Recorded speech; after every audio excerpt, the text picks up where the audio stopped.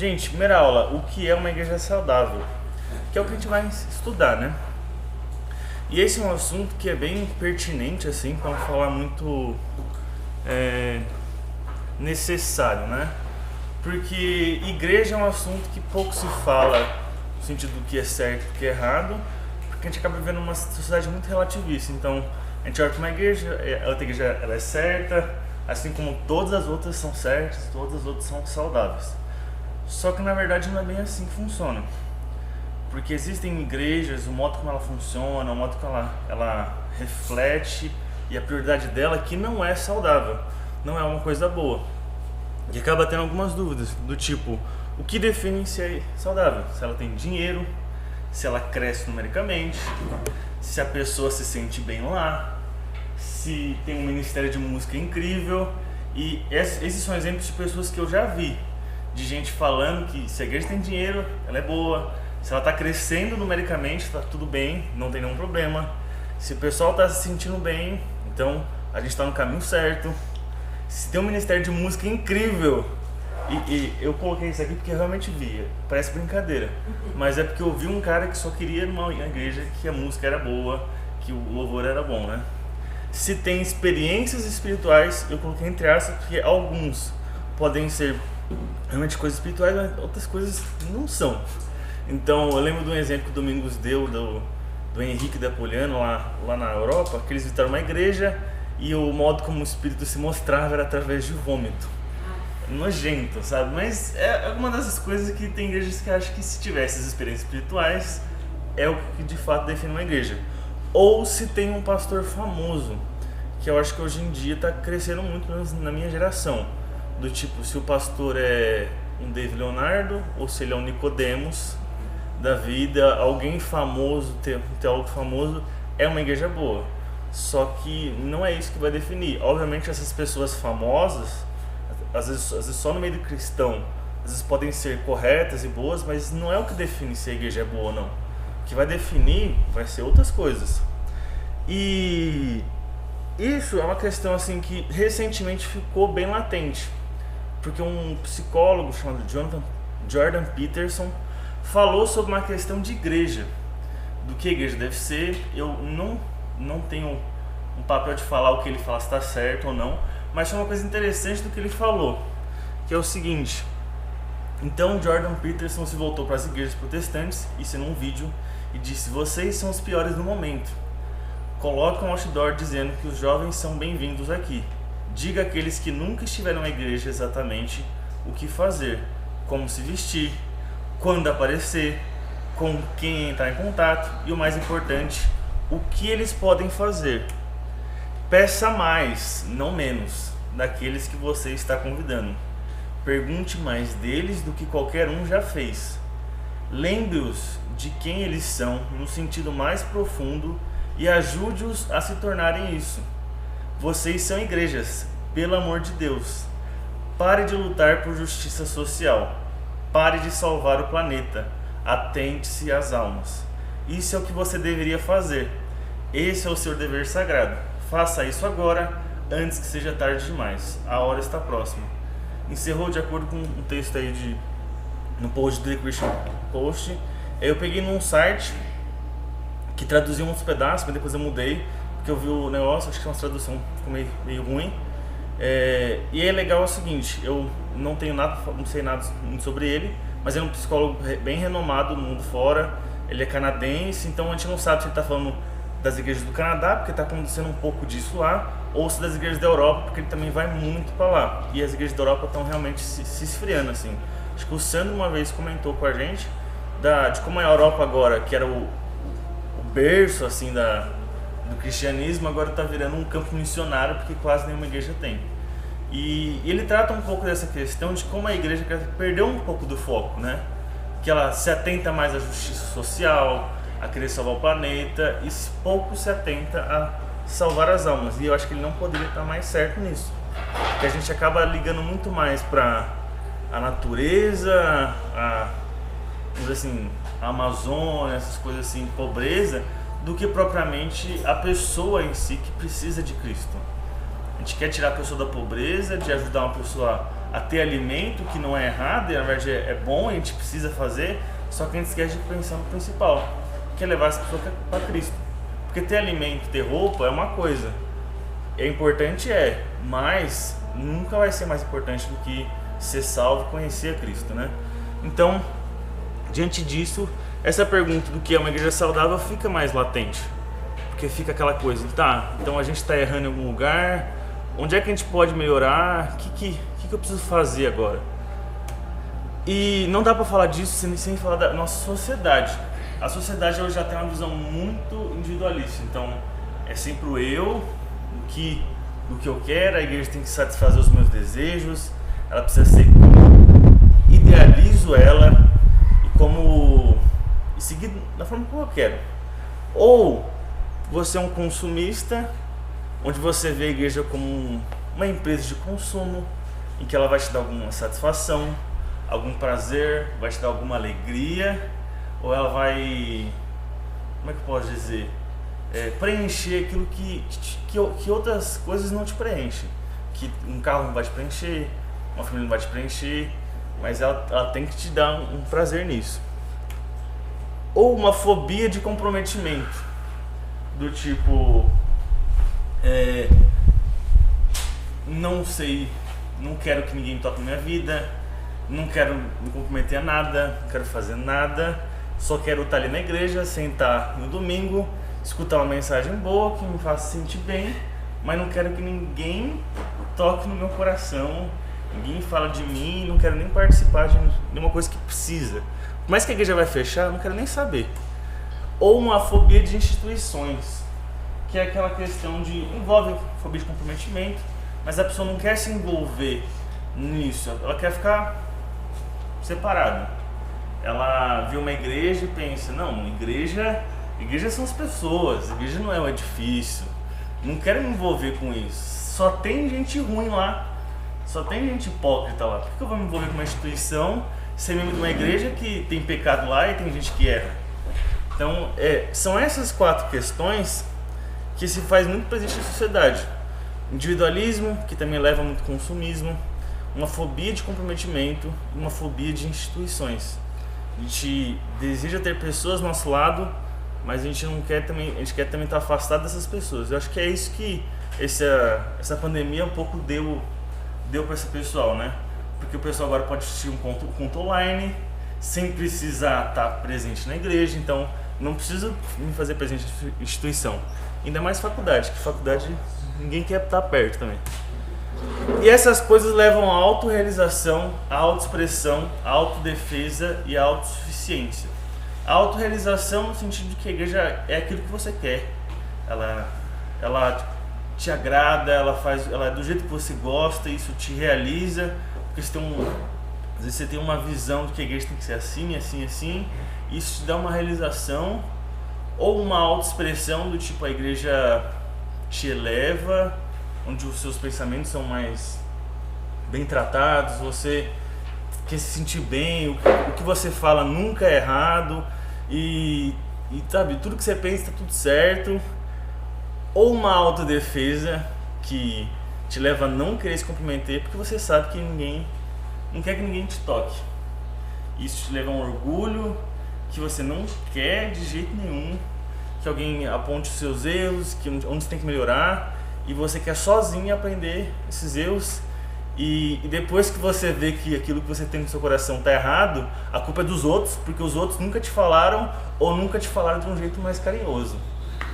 Ou uma autossuficiência do tipo, eu não preciso de igreja, afinal de contas, o Espírito Santo trabalha na minha vida, eu não preciso de pessoas do meu lado, porque quem faz transformação é o Espírito Santo.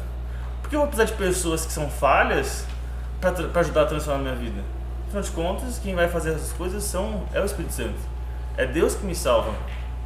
Mas não é bem assim não. A gente troca muito pela autonegação, que é onde fala em Lucas de negar a si mesmo, carregar a nossa cruz. Então, a autorrealização, a autoexpressão, elas não fazem sentido nisso.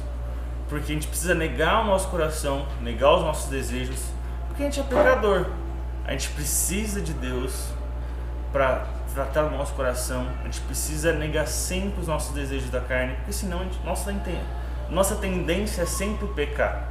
E eu sempre vou cair nisso. E a dependência em Deus, de entender que, peraí, eu sempre vou pecar, mas eu dependo de Deus pro meu viver, pro meu respirar e para eu crescer. Porque você sempre vai estar nesse processo de santificação, a gente como cristão, e a gente vai cair às vezes em pecado de novo, e de novo, e de novo, e a gente tem que estar naquela dependência de Deus, de pedindo para Ele ajudar, a dar forças para mais um dia e aguentar mais um dia. Certo? E algumas perguntas que eu quero que vocês participem, que é como alguém individualista e consumista vê a igreja?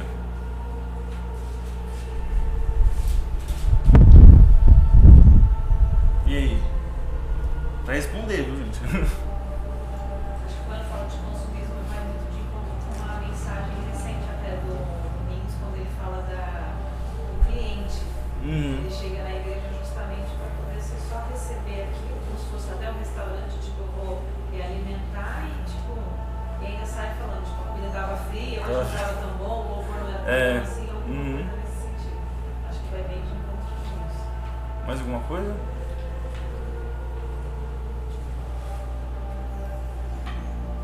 Acho que foi muito nisso, né, de consumismo. A gente pensa mais no que a gente pode ganhar na igreja do que mais no que a gente pode oferecer para a igreja, né? Então, é o caso de alguém que quer um grupo pequeno na igreja, que seja de pessoas que sejam muito amigas, ou uma igreja que tem um ministério de oração forte, ou um ministério de louvor forte, e eu quero consumir isso, eu quero uma pregação boa, não quero ajudar outros a melhorarem na pregação. Vai um pouco nessa linha aí. Mas alguém mais quer acrescentar alguma coisa? Individualismo. E como alguém com fobia de comprometimento e instituições vê a igreja? Ixi. Fobia de comprometimento.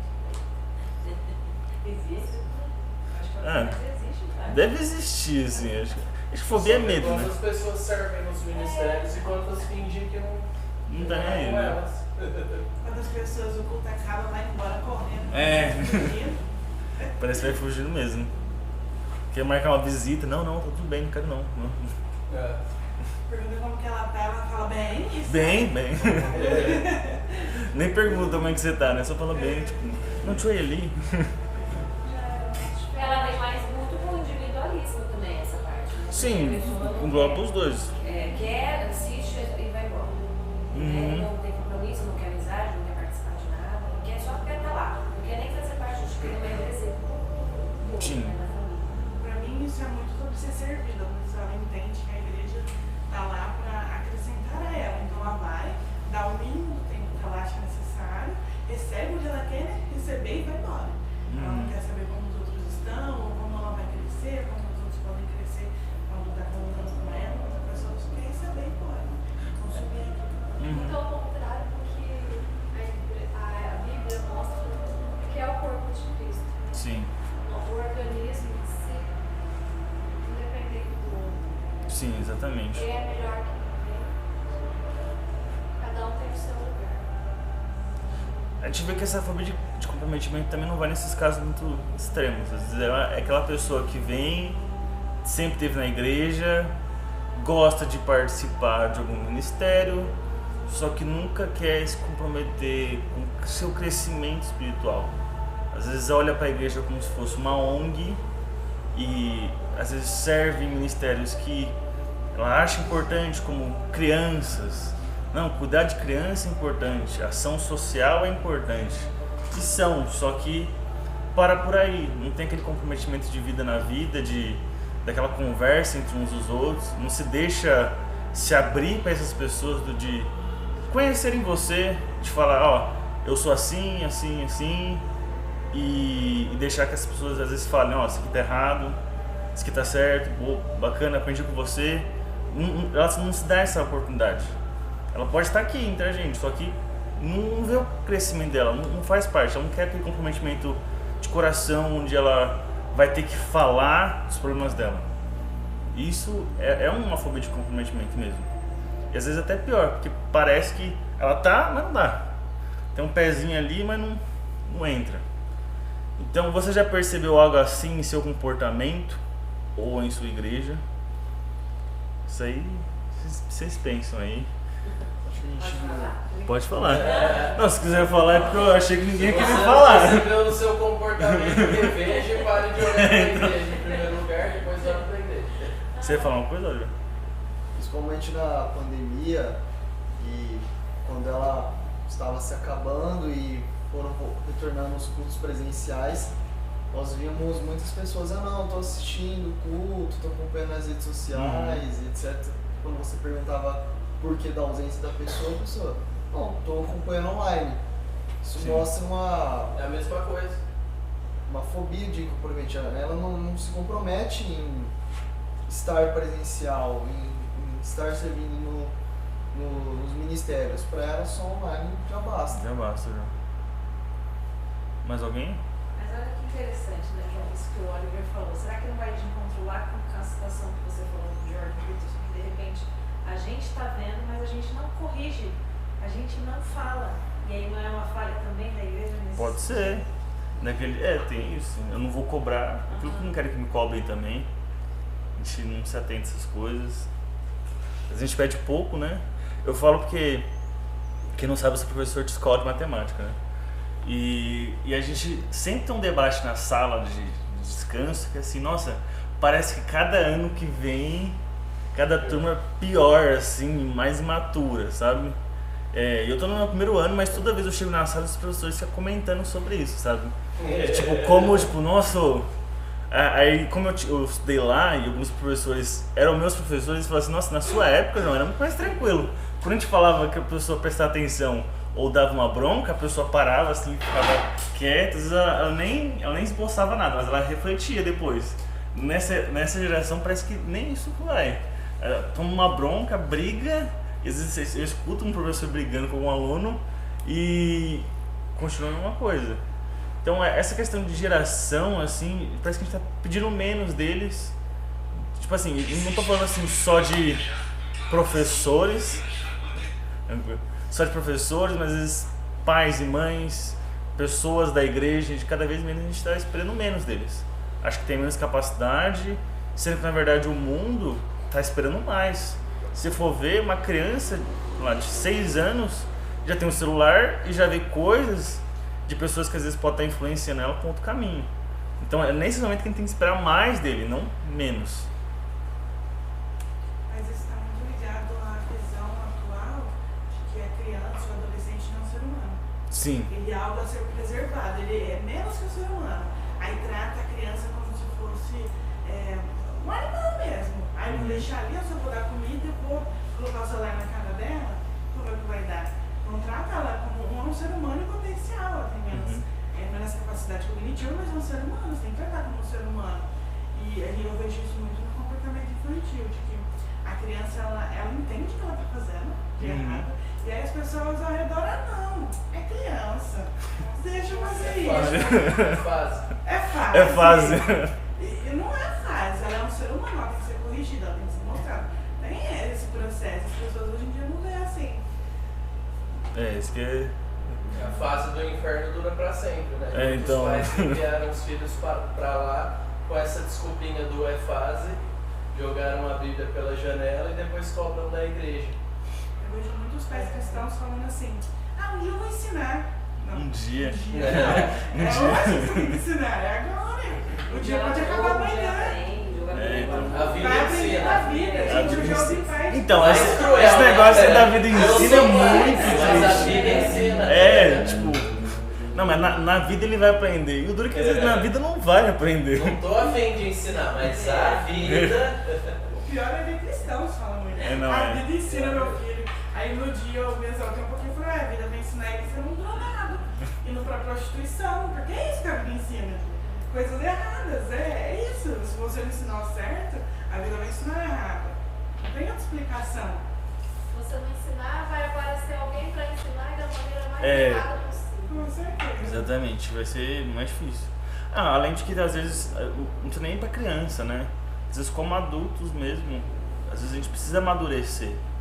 Então, sei lá, a gente tá às vezes num processo que precisa entender que às vezes a criança vai aprender no nosso exemplo. E às vezes um pai vê a criança vê o pai e o pai é imaturo demais, é muito bobo, aí você fala, não, agora você até olha e fala assim, não, faz sentido porque ele é assim, né? Hoje tem Bem muito no assim. lar. É, Isso então. é muito importante, porque isso realmente é uma coisa de infância, a criança vai ver isso. Sim. E a vida toda dela. E eu acho que no lar é o fundamental. No lar tem que ser um exemplo, né, de como amar a Deus, Cuidado. o cuidado e tudo. Eu acho que Mais que escola. acho que conversei com a Tati até, de um dia que teve reunião de pais na escola, e aí foi tipo 5 pais, assim, tipo, total. Assim, tem uns 70 pais lá, mas só foi 5, sabe? E aí você vai ver lá, os 5 pais é sempre os melhores alunos. Aí a gente se pergunta, né, por que são os melhores alunos são os pais também? Porque o pai preocupa. Os pais estão preocupados, vai lá, pergunta.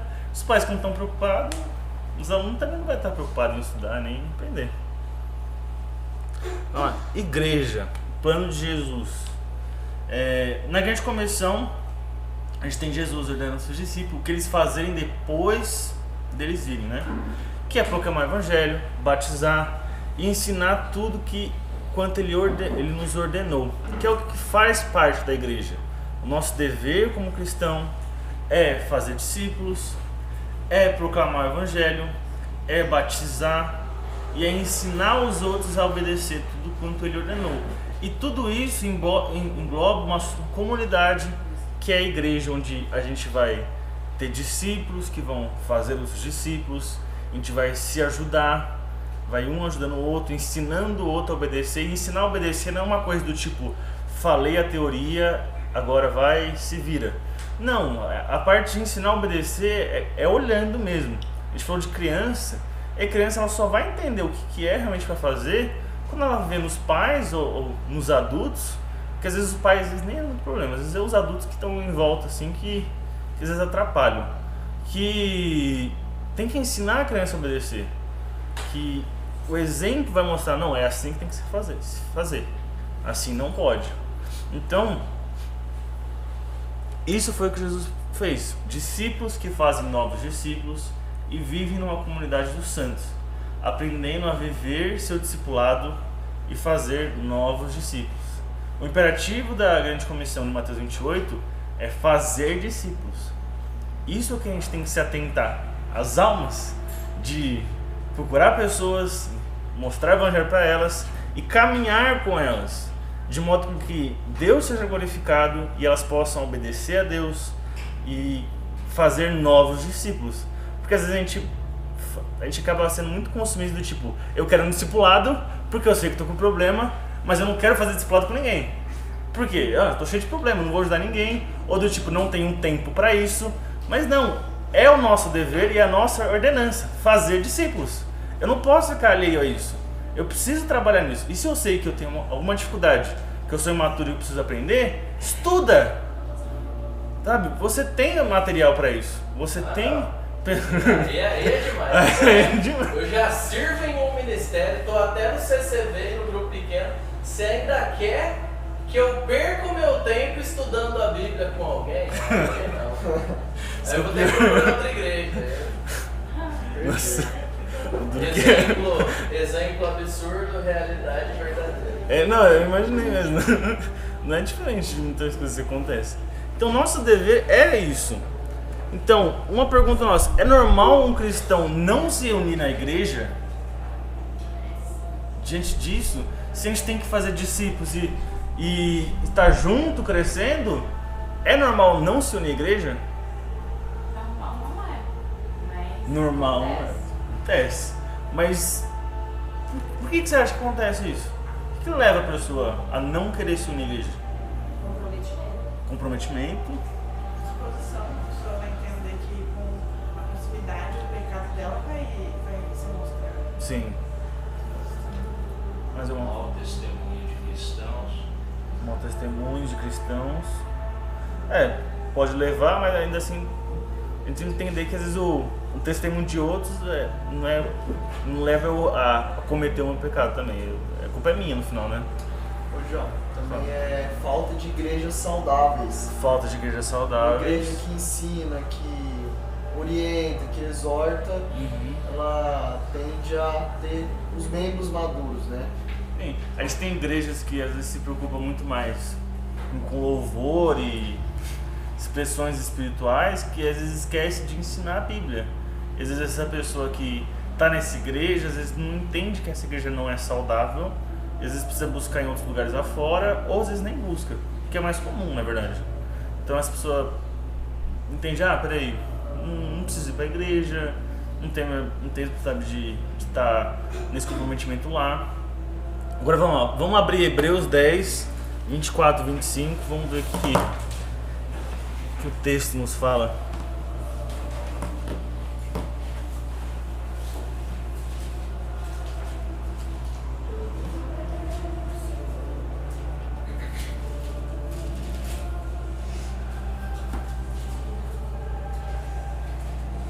Não sei vocês, mas toda vez que eu vejo essa música, não tá de cantar, velho. Tô me segurando aqui, velho.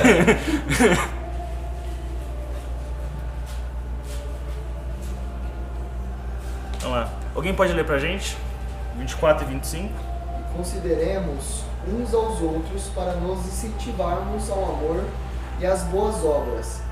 Não deixemos de reunirmos como igreja, segundo o costume de alguns, mas procuremos encorajar-nos uns aos outros, ainda mais quando vocês veem que se aproxima o dia. Isso, vamos lá. Então o que a gente vê nesse texto? Tem que estar na igreja. O que mais que a gente pode ver do texto? Incentivo uns aos outros.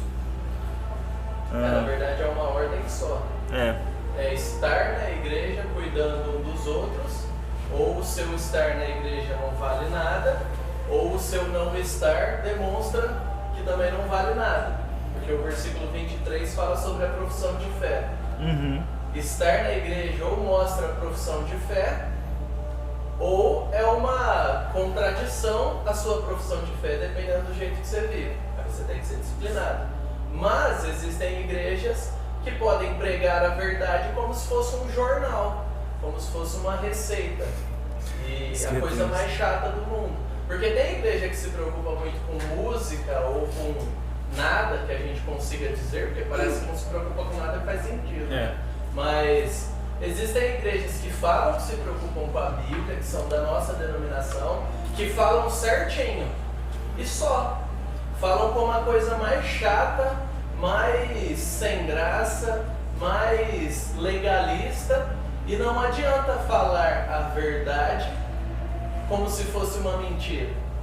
A pregação do Evangelho ela envolve toda a realidade do Evangelho, que é a transformação de vida.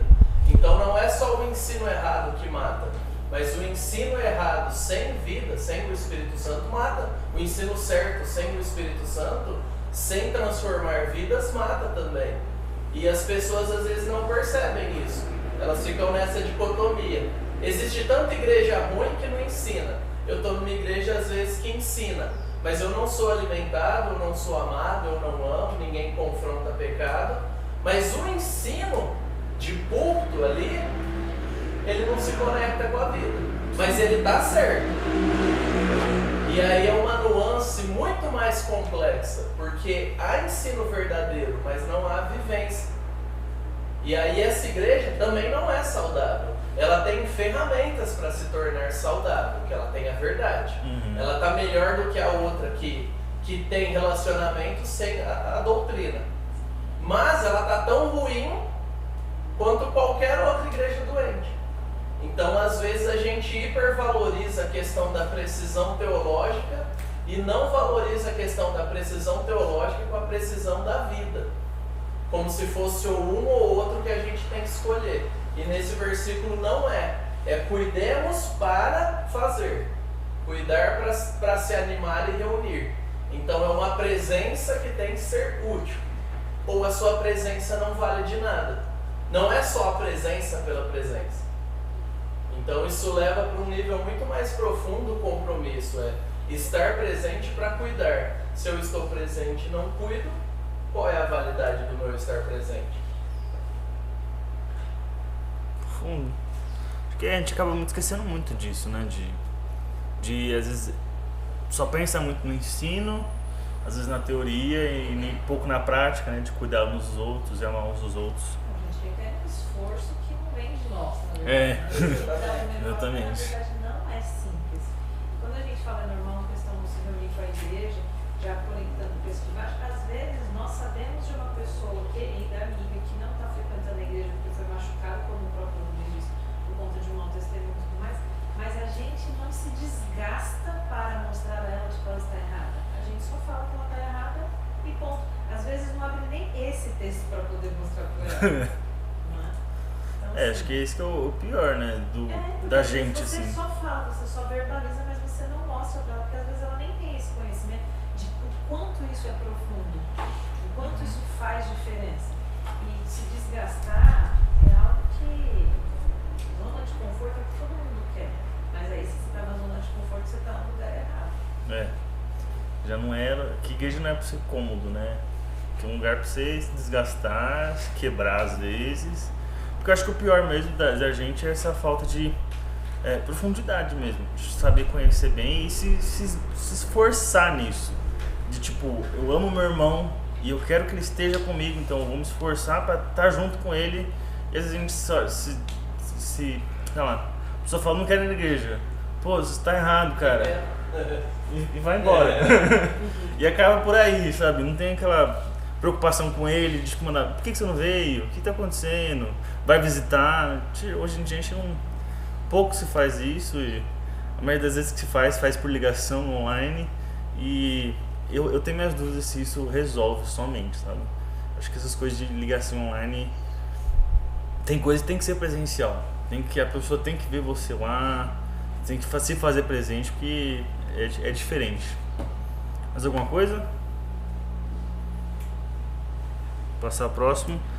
O que é uma igreja saudável? Não dá pra gente falar o que é uma igreja saudável sem falar o que é igreja. Eu peguei esse aqui do livro que a gente fez, a gente fez uma aula de doutrinas básicas, do livro do Marcos Leonconato. Ele deu uma definição muito boa, que não deu pra colocar tudo, mas vou ler aqui. A igreja é a comunidade dos crentes em Cristo, comprada, fundada, protegida, edificada e dirigida por Ele.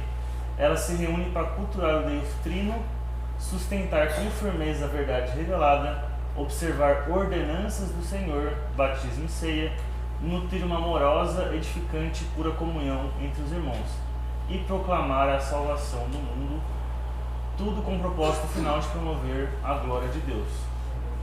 Então, a igreja é tudo isso, tem mais parte de ensino também. Então, eu preciso ter essa definição muito clara do que é igreja, para não chegar um problema de eu chegar e falar o que não é igreja e eu olhar e falar, não, isso aqui não é uma igreja, ou isso aqui está errado, precisa melhorar. Ou às vezes você é membro dessa igreja que está errado em algumas coisas, e você precisa agora, como membro dessa igreja, tratar e cuidar para que agora, antes doente, possa ser tratada por Deus e ser saudável. Então eu preciso ter não somente o ensino da palavra, mas também a comunhão uns com os outros, nutrir amorosamente edificante e pura comunhão, que é uma das coisas que a gente esquece, de que como irmãos eu preciso me fazer presente na vida dele, ajudar ele sempre e proclamar a salvação, que eu acho que é uma das coisas que a gente esquece mais. A gente trata a comunhão, trata o ensino, mas falar de Jesus para as pessoas de fora, a gente acaba deixando para missionário. Porque missionário faz isso.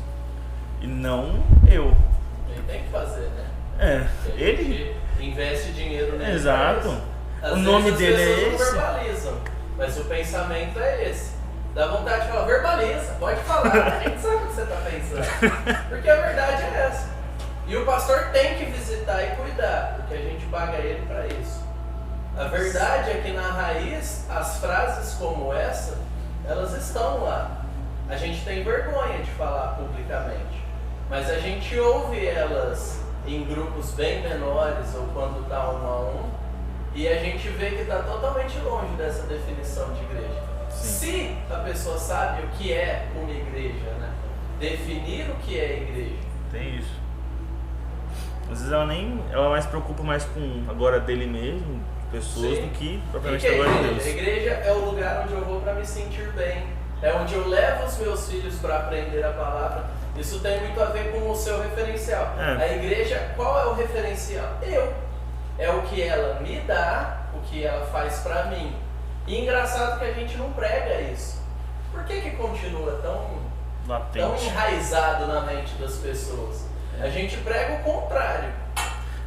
Parece que fica uma coisa de tipo, eu quero uma ética boa pro meu filho, então eu vou trazer ele pra igreja. Sim. Porque eu não consigo ensinar pra ele uma ética boa, não tenho capacidade mental pra isso. Então vou colocar na igreja, ele vai aprender o que é certo e o que é errado, e eu não preciso me preocupar com o resto. Fiz a minha parte, né? Tô levando na igreja. Hã? A maioria das pessoas terceirizam tudo. Terceiriza. Nossa, é verdade. Agora que você falou, vira muito uma terceirização mesmo. Nem tinha me tocado nisso aí. O que não é uma igreja? Não é o edifício. Não é o lugar. A igreja são as pessoas. Não é somente liderança, porque às vezes a gente esquece disso. Acho que você, igreja, você também faz parte, você tem suas responsabilidades nessa igreja. A liderança pode tomar algumas decisões de como vai ser, de para onde vai, pode, mas seu papel como irmão é entender que você tem suas responsabilidades lá. E às vezes, talvez você vai ser aquela pessoa que vai corrigir um irmão na igreja que é da liderança, ou às vezes você vai ser aquela pessoa que vai estar indo para a liderança para participar de uma falta que tem, tá? Não é um lugar cômodo, não é um lugar para você ficar, você entrar bem, sair do jeito que você tá e continuar do jeito que você tá. Se você tá assim, do jeito que você tá faz uns anos, você precisa tratar, tá? Não é uma empresa. Isso aqui é uma coisa que eu ouvi, acho que lá em 2012 com meu irmão. Meu irmão estava fazendo faculdade aqui em Ribeirão e fazia administração. E um dos caras, ele falava abertamente que ele queria ser pastor e tudo mais. E um dos caras lá da turma dele falava assim: ah, você quer ser pastor? Eu também quero. O meu tio é dono da igreja, eu vou entrar com ele também para participar lá. Aí meu irmão falou assim, nossa, na hora, ele ficou assim, tipo, irado, assim, porque ele falou assim, mano, pra mim é difícil, porque eu sei como é difícil esse negócio, e é algo que ele trabalha no coração dele, e um cara chega e fala que o tio dele é dono, e que ele vai ser dono da empresa também, da igreja. E... Ser então, sócio. vai ser sócio da igreja, né? Então parece que hoje em dia a igreja virou uma empresa, onde eu preciso... Vamos lá, eu me preocupo muito mais na aparência dela, estética, do que propriamente das pessoas em si, da minha comunidade, das pessoas em volta. Não importa se você está no hotel ou se está numa igreja em construção. O que importa é as pessoas em volta lá, do cuidado delas, do crescimento delas. A igreja não é guiada pelos desejos humanos ou da comunidade. Por mais que a comunidade seja presente aqui, às vezes a tomada de decisão vem da voz de uma pessoa, ela deve ser guiada por Deus. Tudo que eu devo fazer, tudo que eu devo pensar da igreja tem que estar de acordo com o que Deus fala. Eu não posso tomar uma decisão do que eu acho que dá certo, porque se a parede for preta da igreja, vai vir jovem. Tipo, pô. Pelo menos o pessoal vai vir curioso, né? O que aconteceu na Nova Aliança? O que aconteceu? Ficou preto ali.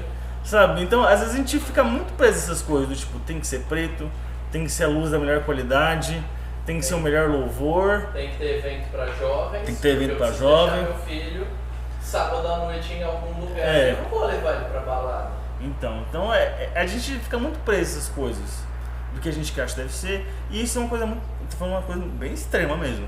Mas tem algumas coisas de igreja que a gente tem que tomar cuidado, guiada por desejos humanos, do tipo, eu quero que a igreja cresça numericamente, então já começa errado ali. Pode ser que você não pinte a parede de preto, mas pode ser que são decisões erradas, porque o crescimento vem de Deus, não vai vir do que você faz na igreja. João, me veio uma coisa na cabeça, que é a contextualização e a secularização. Sim, também tem isso. Você contextualizar dentro dos parâmetros bíblicos, ok. Sim. Agora você trazer um esquema do mundão para dentro da aí igreja, já é errado. aí é pecado, né? Uhum. E uma outra coisa do tema anterior que me veio na cabeça também, que você falou ali, não é um lugar cômodo. Muitas vezes a pessoa fica travadona porque ela ela quer ser servida e não quer servir, e não quer ser confrontada nos seus pecados. Porque quando você entra naquilo ali, Deus vai usar, né? Irmãos, o próprio Espírito Santo. Você vai sendo transformado, né? Então, é isso que me vem, né? Não mas é muito isso, porque assim, não é porque eu estou dando aula de igreja saudável que eu sei ser um membro da igreja saudável. Eu preciso de irmãos que me confrontem quando eu estou errado, ou que chega pra mim e fala assim, João, você precisa melhorar nisso, ou não, você está bem nisso, cara, você estuda mais nesse sentido. Então eu não estou alheio a isso. Eu preciso sempre tomar cuidado, porque a minha tendência talvez seja olhar para coisas que dão certo lá fora e querer trazer para a igreja também. Porque eu sei que deu certo lá, por que não vai dar certo aqui? Tá? Não é uma ONG. Isso aqui é um negócio que está pegando bastante, tá? De justiça social, que nem a gente falou do texto lá de antes do psicólogo lá. A gente se atenta muito mais a uma justiça social, a salvar o planeta, do que fazer o que Deus pede e querer que Deus salve essa pessoa e deixar que Deus age na vida dela e não eu. Então eu entendo que ajudar pessoas com dificuldade é importante, nós devemos, mas não é o nosso propósito. Nosso propósito é salvar vidas através de Cristo, única, exclusivamente. Eu posso usar meios que sejam de dar um alimento para o mendigo? Posso, mas se em algum momento eu ver que estou dando alimento para o mendigo, mas não está gerando nada, do tipo, não tem pregação lá, não tem ninguém trabalhando lá, às vezes é aquela questão, ou a gente revê o ministério, ou desfaz o ministério. Porque a gente não está aqui para isso, a gente precisa, às vezes, trabalhar em recursos que sejam verdadeiros, que agradem a Deus. E sim, eu como pessoa, posso me envolver nisso e pregar lá. Não precisa ser a igreja também. Você pode se envolver você mesmo. João, eu já flertei bastante com esse grupo de ONG.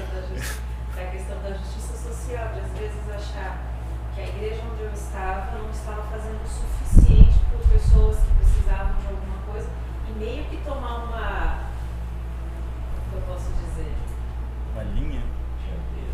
Não, tipo, de você se empinar e falar, não, tá como se aqui tivesse errado, então já que eu não vou fazer aqui, eu vou fazer desse lado, mas fazendo críticas à própria igreja e fazendo sim algumas outras coisas, mas aí, graças ao Espírito Santo, tipo, ele te retorna a situação de você perceber que não é só isso, você está perdendo realmente o foco. É o que você acabou de falar. Mas tem alguns momentos que a gente sim sai e aí a gente volta lá com desejos humanos, sim, que acaba realmente vindo no meu coração, mas graças a Deus. Graças a Deus. E é bem comum.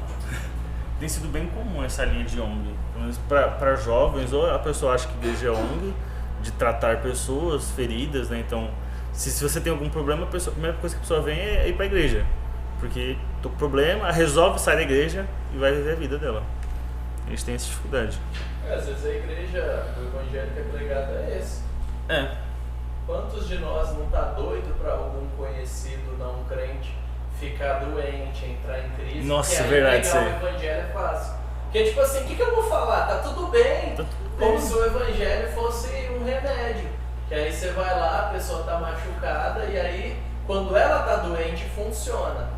Mas não é verdade o tempo todo. Eu vou falar o quê? Ela conseguiu promoção. O mesmo que você falaria em qualquer situação. O evangelho não é sobre você ou sobre a situação dela, em primeiro lugar. É sobre o que Jesus fez. Então a gente tem esse sentimento tão enraizado, não sei da onde, de Deus não é, que se a pessoa estiver mal, aí eu vou poder pregar. Mas se ela está bem, aí eu vou esperar ela ficar mal para poder pregar. Até lá Deus não pode exigir nada de mim. Sim. Acho que vai muito da valorização da pessoa na vida, né? Ela acha que a vida termina aqui, sendo que na verdade ela só começa, continua na eternidade. Então, ou ela vai viver eternamente com Deus, ou ela vai viver eternamente no inferno. Quando você tem um bom entendimento disso, você olha para uma promoção, sei lá, o cara pode estar ganhando 100 mil reais, não vai valer nada. Vai para o inferno no final? O que adianta você ganhar o mundo e perder a alma? Esse movimento da igreja ser uma ONG é uma coisa que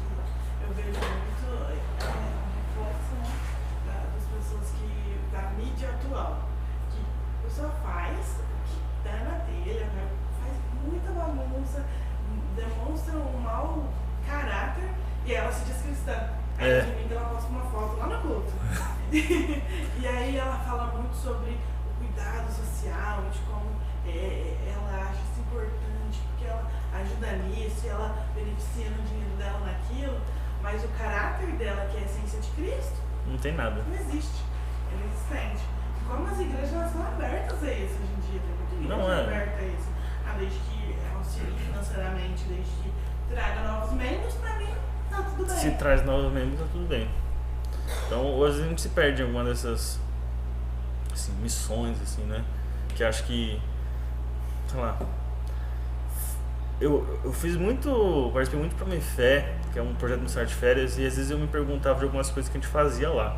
Acho que a gente tinha muita pregação de palavra lá, só que às vezes era coisa de, sei lá, fazer uma pantomima, e às vezes eu não via ninguém falando com alguém sobre o que aquela pantomima significava.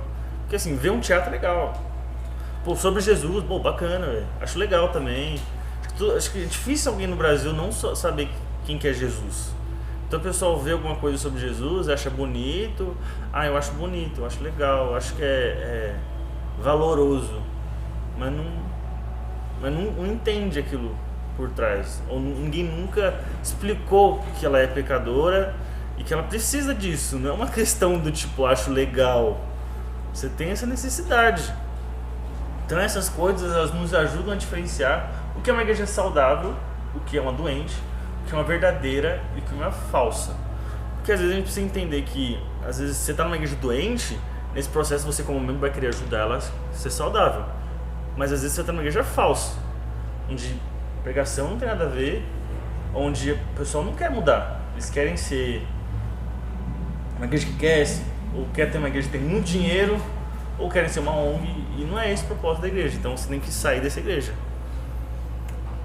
Então, por que é importante fazer essas distinções entre igreja falsa e verdadeira, doente e saudável?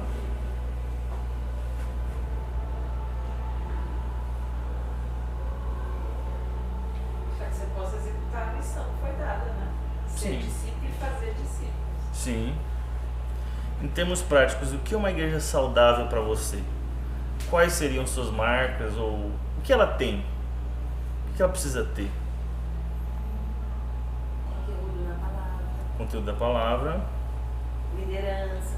liderança, Pastor. pastor. Não precisa ser famoso, hein? Não precisa ser famoso. Precisa de batismo, ceia. Ceia.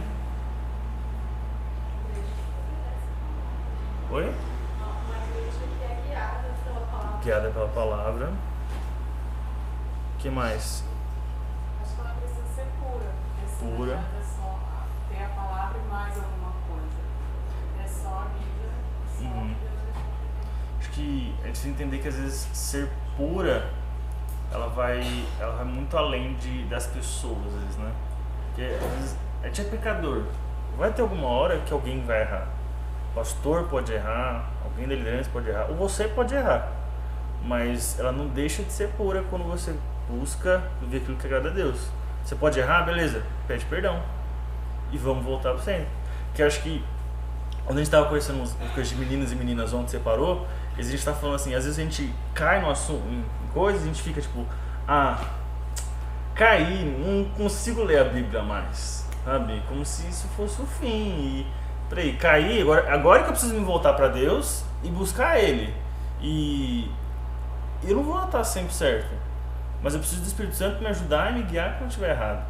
E às vezes é nesses momentos quando você cai, às vezes um irmão te exorta, que você vai ver, não, estou errado, preciso voltar para Deus. Mais alguma coisa? Comunhão. A gente precisa de comunhão, não dá para ficar sem. Escola bíblica, ensino, né, no caso. CCB. CCB. Integração. Integração. Café. Já faz o merchan da igreja, né? Café, nossa, café. Café. Disciplina bíblica. Disciplina bíblica, que é uma das coisas que quase nunca vê, viu? A gente quase não vê em igreja, né? Tanto que quase não vê, que quando vê acha que tá errado. É. Né? Vira um tabu até na igreja. Essa igreja não é amorosa. Acha que a disciplina bíblica é falta de amor. Né? Isso Tem é igrejas que não mostram. Que às vezes Tem não igrejas mostra. que fazem e não mostram, isso é um erro. Não prestam contas para ninguém, é feito por uma pessoa só, ou pelo temperamento de algum grupo pequeno de pessoas. Tem outras que os critérios não são claros e a exposição é pública. A disciplina bíblica, ela é um dos pontos que, inclusive, os reformadores colocaram como vital, sendo característica de uma igreja verdadeira. Porque é o que tem em todo lugar, né? Deveria ter em todo lugar, toda a repartição. É aquele mecanismo para resolver o problema. Então, sindicância, CPI, investigação, enfim.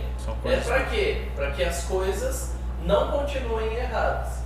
E uma igreja sem disciplina bíblica formal, clara, ela distorce a compreensão dos outros. A disciplina precisa ser clara porque há uma membresia. A gente disciplina membros Sim. que se comprometeram com alguma coisa clara, que entenderam o que aconteceu e que não quiseram se arrepender. A disciplina tem esse processo claro. Aqui na nossa igreja tem. Se você não sabe, provavelmente é porque você não se interessou em ler o que nós temos na agenda, ou você não tem uma agenda, ou porque você não foi atrás. Mas o processo é claro. Inclusive na classe de integração de 3 anos para cá, a gente vem falando. O processo é claro. A exclusão é o último passo. O primeiro é como diz Mateus 18. Mas o processo é claro. O que se espera de você como membro está claro. E o que se espera ser feito com você como membro também está claro. Então eu acho que a disciplina bíblica é uma das marcas que ajuda a distinguir entre a igreja e o que não é igreja. Ou entre aquelas pessoas que dizem ser igreja, mas não querem se adequar ao padrão de igreja. Sim. Mais alguma coisa? Acho que sim, marcas tem muitas, né? Não dá pra listar uma só, mas é bem nessa linha. Vamos lá. O que é a igreja saudável para Deus? Deus criou a igreja, isso implica que Ele possui toda a autoridade na igreja. Deus nos diz o que a igreja é e como ela deve funcionar. Então não é o que eu penso, não é o que eu quero, nem o que eu desejo. É o que Deus quer nisso. Então não importa o que é certo pra gente, importa o que Jesus ordenou. Tá? A soberania e o controle de Deus nos traz liberdade e descanso. Nisso daí, de saber que Deus é dono da igreja, que Ele cuida, faz a gente ficar mais calmo, de que eu não preciso pensar como é que eu posso dizer, na última moda de igreja e falar assim, não, eu preciso agora me adequar ao que a igreja tem que ser. Obviamente, não preciso, eu preciso às vezes me adequar a uma contextualização cultural, mas tipo, tem muito jovem na igreja. Às vezes eu preciso me adequar à necessidade do jovem na igreja. Às vezes tem muito idoso, eu preciso me adequar à necessidade deles, ajudar eles. Então, você vê que tem igrejas que tem um ministério de idosos fortes, outros de jovens fortes, mas às vezes não é nem porque tá certo ou errado, mas é porque tem necessidade lá. Agora, eu não preciso me adequar, lá deu certo, então tem que fazer assim. Mas quando a gente fala de ter ministérios é uma coisa, quando a gente fala de adequar a igreja, eu fico imaginando, tipo, o culto vai ser adequado quando tem idosos e quando tem jovens? Não. Não, é. Não é? Sim. Mas porque às vezes as pessoas confundem exatamente isso.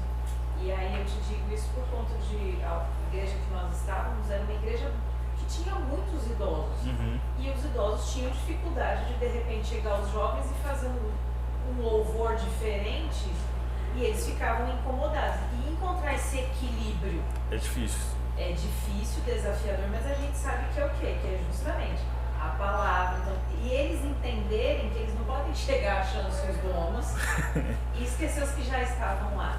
Então, assim, é uma adequação de música, disso e daquilo, sim, por causa que o culto é para o Senhor, nem para o jovem e nem para o idoso. Sim.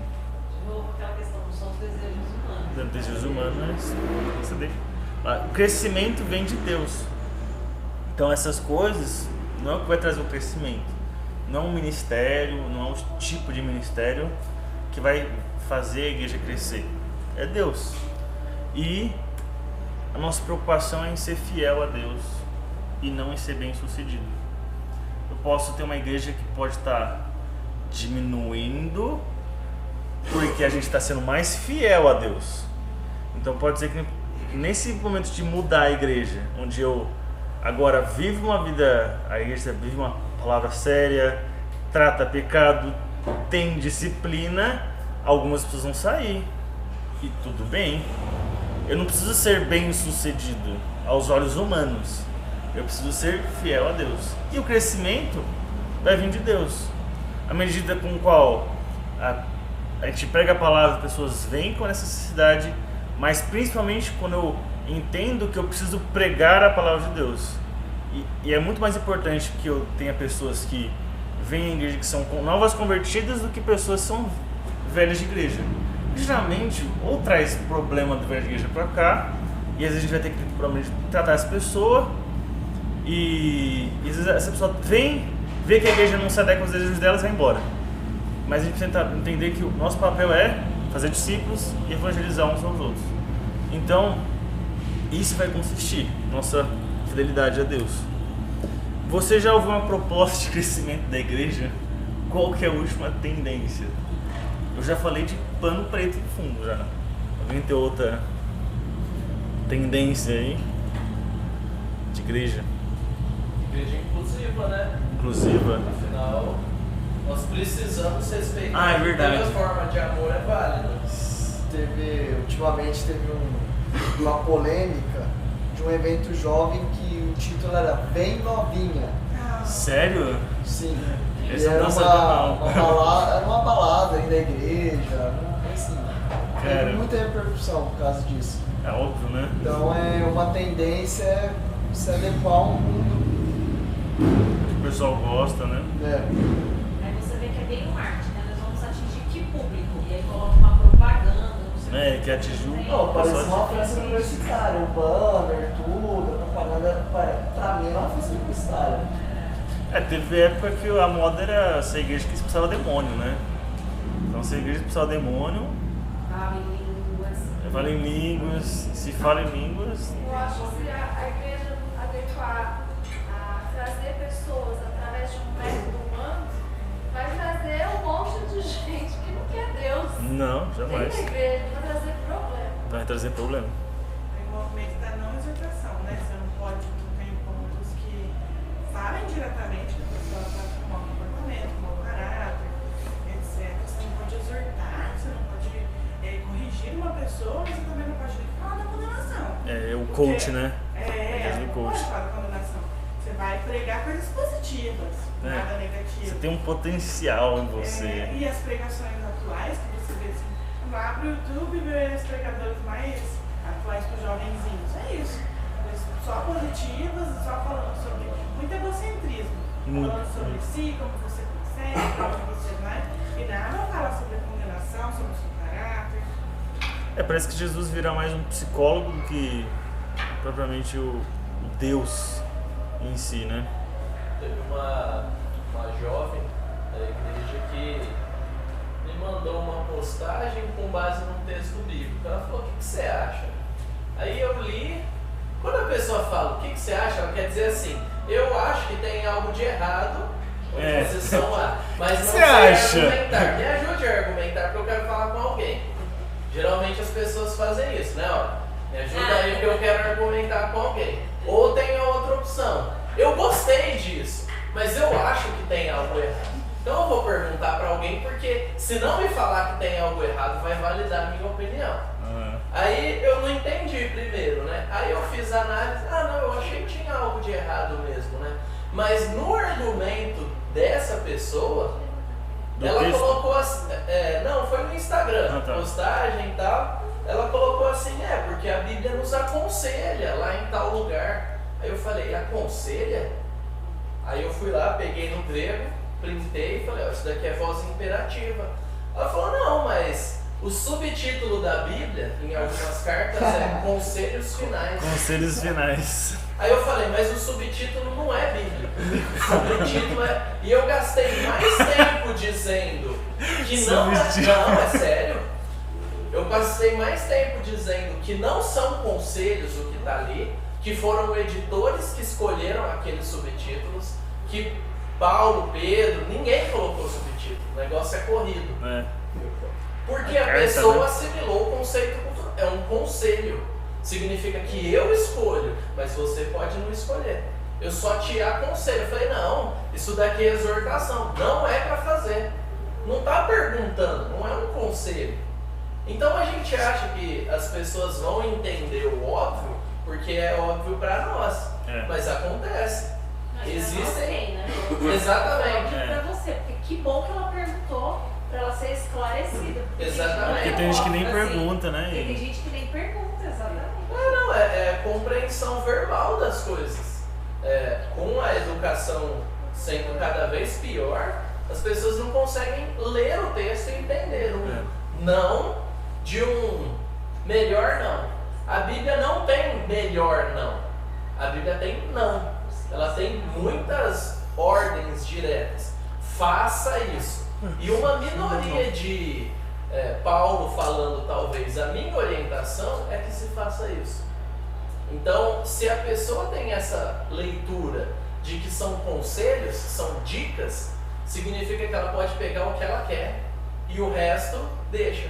E ela nunca vai exortar você, porque é um conselho. Olha como tem uma mentalidade anterior à palavra.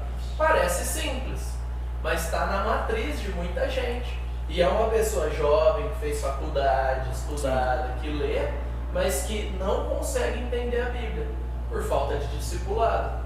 Porque às vezes a gente acha que falar o grosso e o mais importante, as pessoas vão aprender. Mas a gente precisa ensinar a pessoa o básico, até como ler a Bíblia. Interpretar texto agora. Exatamente.